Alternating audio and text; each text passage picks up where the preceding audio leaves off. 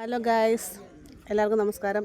നമ്മൾ വിഷു ആയിട്ട് നമ്മൾ ഇന്ന് വന്നേക്കുന്നത് പരിപ്പുകാട് അമ്പലത്തിലാണ്. അപ്പോൾ പരിപ്പുകാട് അമ്പലത്തിൻ്റെ കൂടുതൽ വിശേഷങ്ങൾ നമുക്ക് കാണാം കേട്ടോ. കുഞ്ഞൂസ് പ്രസാദം തൊടാൻ വേണ്ടിയിട്ടുള്ള തയ്യാറെടുപ്പ് ശിവാനിലുണ്ട്.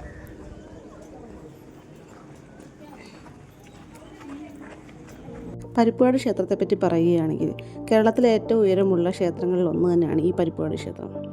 തഞ്ചാവൂർ സ്റ്റൈലിലാണ് ഈ അമ്പലം പണി കഴിപ്പിച്ചിരിക്കുന്നത്.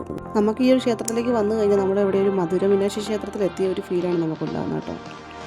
ഈ ക്ഷേത്രത്തിലെ പ്രധാന വിഗ്രഹം എന്ന് പറയുന്നത് ദേവി തന്നെയാണ് കേട്ടോ. പിന്നെ ശ്രീരാമൻ വരുന്നുണ്ട്, ഹനുമാൻ, ഗണപതി, ശിവന്, അങ്ങനെ തുടങ്ങിയ നിരവധി പ്രതിഷ്ഠകൾ ഇവിടെ ഉണ്ട്. തഞ്ചാവൂരിൽ നിന്നുള്ള പ്രധാനപ്പെട്ട ശില്പികൾ വന്ന് 15 വർഷത്തോളം എടുത്തിട്ടാണ് ഈ ഒരു അമ്പലം പൂർത്തീകരിക്കാൻ സാധിച്ചത്.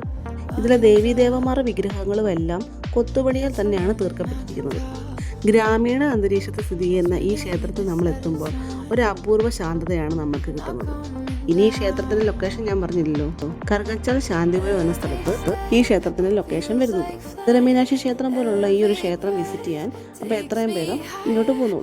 പത്രമുള്ള tata bye bye, see U.